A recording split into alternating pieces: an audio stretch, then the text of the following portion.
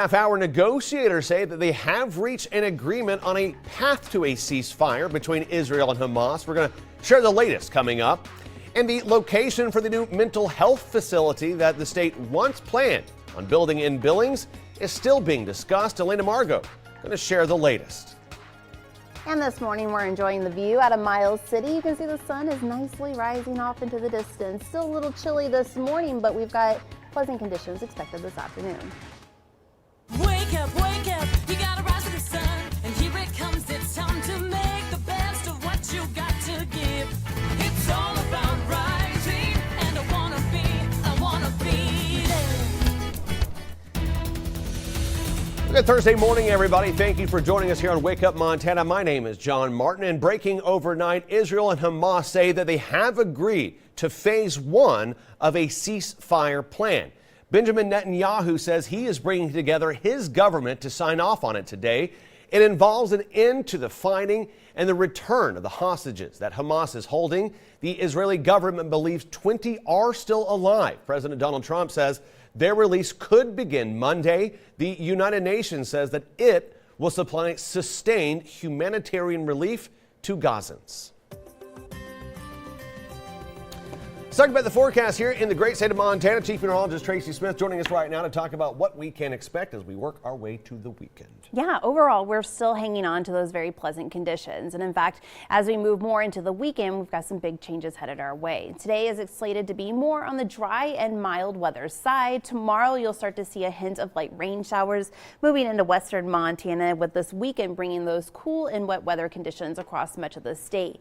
As of right now, you're waking up to temperatures mostly into the 30s and 40s, low 50s there out of Kalispell. Of course, our conditions today does include a dry passing cold front. So what that means is that we are expected to see some of our daytime highs a little bit cooler than where we were yesterday. But overall, still looking at temperatures well above average for this time of year into the 60s and 70s. As we get into your full weather forecast, we are going to be tracking the potential of rain moving into western Montana, possibly in the early morning hours tomorrow, but a better chance of late Friday night going into Saturday. The rain showers will start to extend more into central and eastern Montana. With this, we could see a great deal of rain across Montana, as well as the potential of mountain snow. And those details are coming up. All right, Tracy, thank you very much. Taking a live look at our nation's capital this morning, where nothing's really going on because the government remains closed. The shutdown is sparking retaliation in the form of sick-outs from essential workers such as air traffic control, where they are required to work without pay. Of course, Democrats and Republicans continue to blame one another for the shutdown. House Speaker Mike Johnson now says that the ball is in the Senate's court. And as he puts it, quote, Democrats continue to do the wrong thing.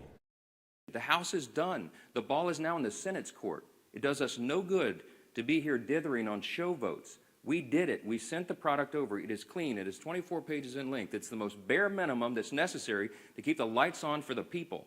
And Chuck Schumer and 43 of his colleagues, Democrats, continue to do the wrong thing. Bradley Warren sat down with Montana Junior Senator Tim Sheehy. Sheehy has accused Democrats of holding the federal government hostage. Senate Democrats say that they need to find leverage where they can in order to represent the millions of Americans who put them in office.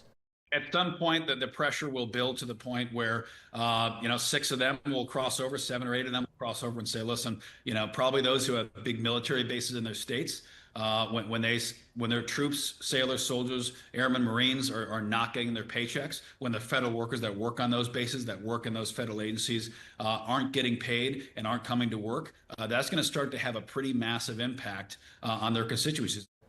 Well, a vote to pass the Republican bill to end the shutdown failed yesterday, as well as a vote to advance a stopgap bill proposed by Senate Democrats. Well, authorities have arrested a man accused of starting the wildfire that absolutely ravaged California's Pacific Palisades earlier this year. On your screen right now, images of the 29-year-old suspect, Jonathan Render Connect. He faces a federal charge of destruction of property by means of fire. And although the damage cannot be undone, the acting U.S. Attorney for the Central District of California says they hope this will be a measure of justice to those impacted. Data for the 911 calls showed that he was standing above the fire in a clearing merely 30 feet from the blaze as it rapidly grew. Though homes and businesses cannot be rebuilt, this arrest, we hope, will provide a measure of justice to all those who were impacted. The Palisades fire began on January the 7th. 12 people died. Thousands of homes and businesses were destroyed. We continue our coverage now of a new mental health facility that had the potential of being built in Billings. Elena Margot reports. Although there was some positive momentum to Billings becoming the home to this new mental health facility, the process in the Magic City stopped due to some local leadership, zoning, and land cost concerns. Now the Department of Public Health and Human Services and the Montana Board of Investments are accepting new proposals from communities in eastern Montana for where this facility will call home. Earlier this year, the Montana legislature passed and Governor Gianforte signed into law HB 5. This provided $26.5 million to the project, which will bring a 32-bed mental health facility to the region, estimated to support about 170 patients per year. Progress on the idea of this coming to Billings came to a halt at the end of August. And on Tuesday, the open submission form went live. From now until November 10th, forms can be submitted. On November 11th, all of those submitted will be made public. Then, the 3-day period for on-site review and local government presentations ends on November 21st before the final proposal is submitted for approval the day before Thanksgiving on November 26th.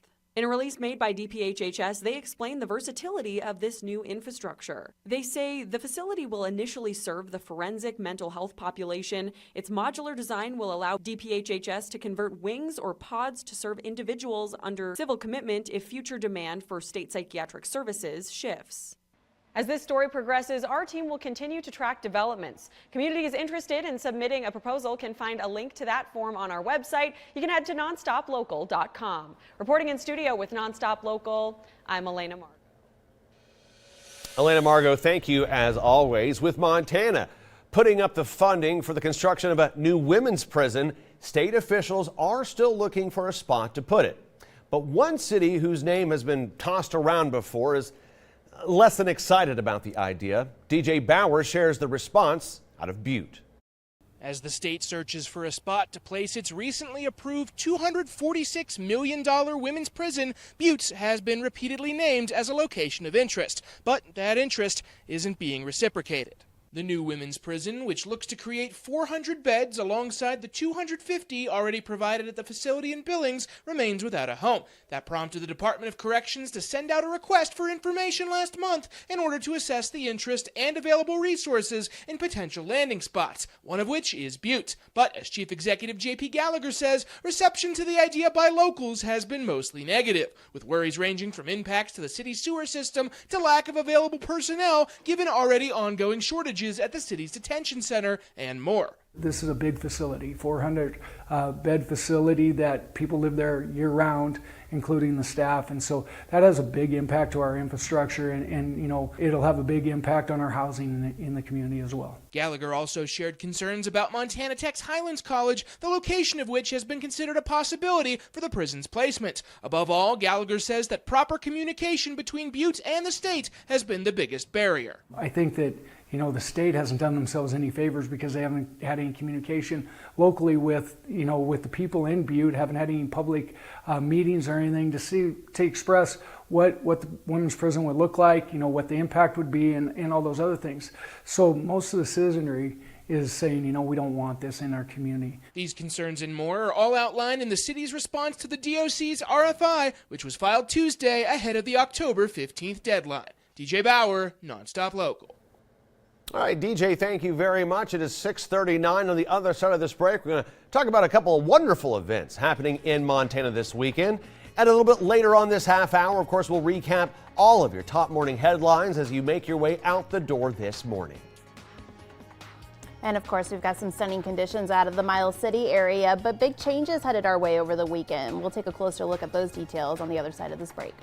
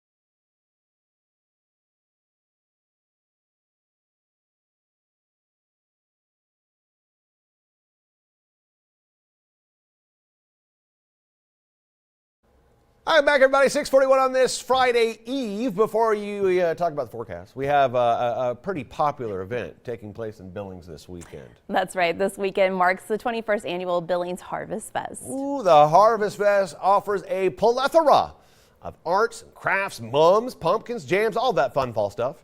For the kiddos, there's going to be exciting things like face painting, balloon twisting, a climbing wall, haunted maze, and a painted pumpkin contest. Just a whole heck of a lot to look forward to as we're embracing the shift from warm weather to spooky season. And look at that, Tracy. I mean, there's like a legit amount of people that go down there. And this is, again, not just for Billings, but you got folks coming in from across the region, from Wyoming. I mean, that's one of the many, many, many things. We're going to talk about the comedy festival coming up here in just a little bit, but you also got the football games coming this weekend. There's festivals across the state. We're going to talk about a little bit more tomorrow.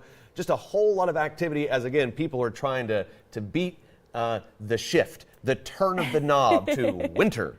We're not ready to move into winter just yet. No. Even though snow is knocking on our door, and we saw a hint of it last weekend, maybe a little bit more this weekend. So, yeah, we are trying to hang on to those community-like events outside as long as we possibly can. Next month, we barricade ourselves. There you go.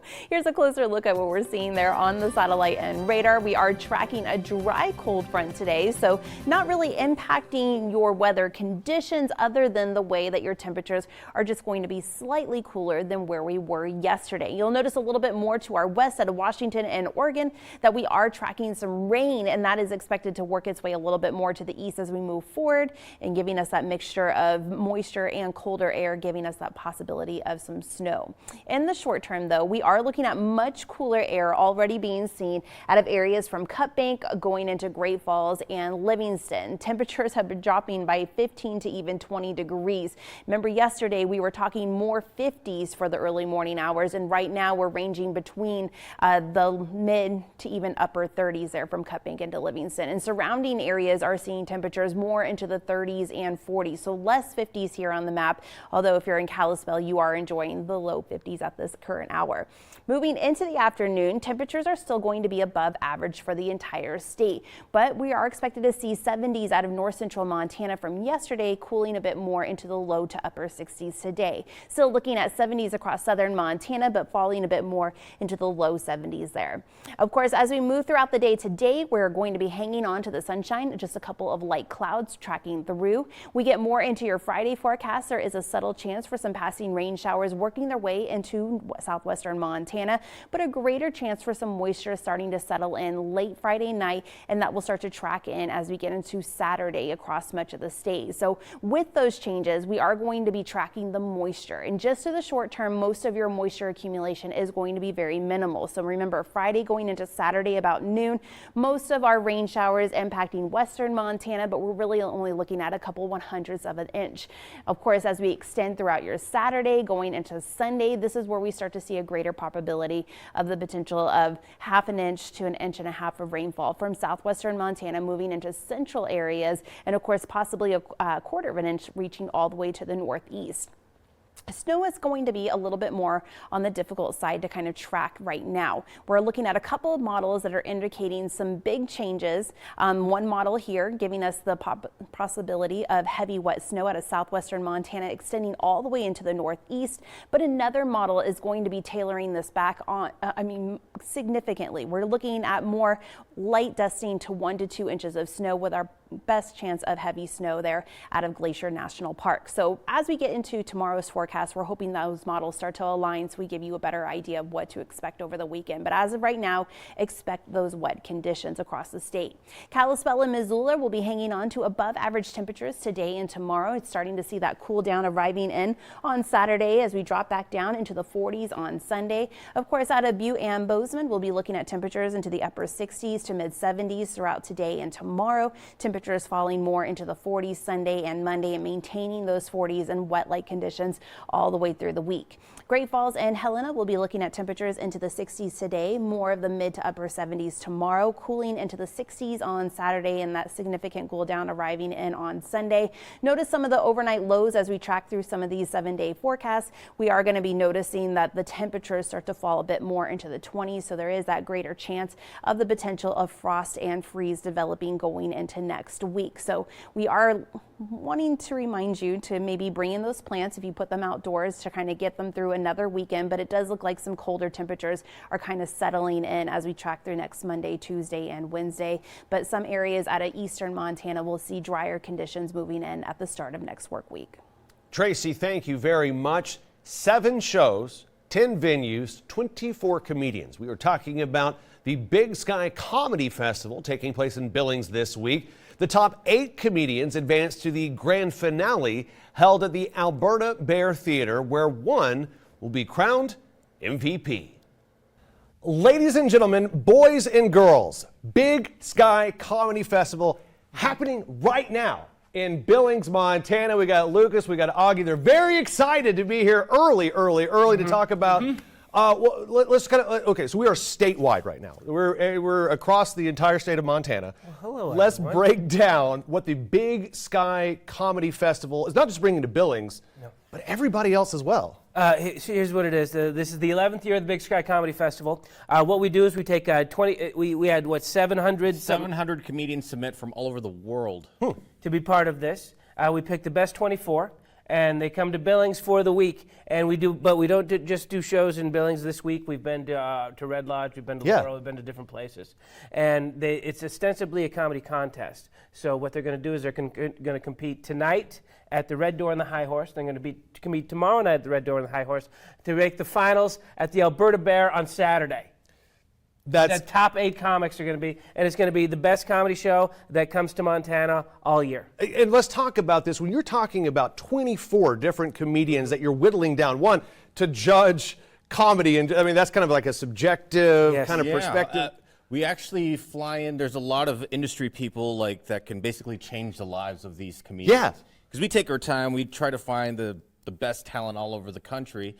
And we have executives from NBC. We've got agents and managers, other casting directors, and they come to Billings, Montana to find the next big thing. We have a lot of comedians that have been directly booked on America's Got Talent, The Tonight Show, SNL, all that. And there's a direct line from this festival to those people getting those things. Which is wild. And then when you think about that and those comedians knowing that those people are in the audience, man, they're coming not just, they're coming for the audience. They want to put on a good show. This is their livelihood. This is their career. But the fact that they know that by putting on the best show might take them to the next level. I mean, you're almost guaranteed to see the best of what anybody has. It's so much fun. Here's what it is. So Lucas and I, we're both Billings natives. And we've gone on, I went on to do 30 years of stand-up comedy, wrote stand-up comedy. But I love this town. We love this city. And we like to show this city off to people. Yeah, man. And so every year we bring in 24 comedians and 20-some industry people from all over the country and from all over the world. We're international this year. And we like to show off the city. And that's because we love this city. And so it isn't just showing the comedians to Billings, it's showing Billings to the comedians. That's what we love about it. Dude, you guys are selling this just in a wonderful fashion. But let's talk about Saturday night specifically. Right. I mean, if we're kind of looking at a soggy, cold weekend. It's going to be dreary. It's going to be dreary, Billings. And so here's the thing, is that you're looking at a married guy, a longtime married guy, right? And I know how it is. You love your wife. I know that you love your wife, but you're out of things to say to her. You have nothing to say to her.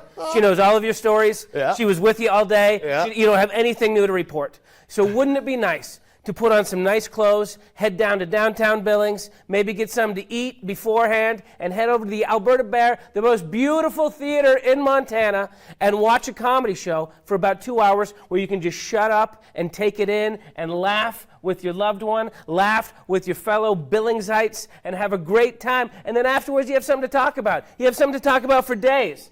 We are here to save relationships. That's what we do. That's what we do.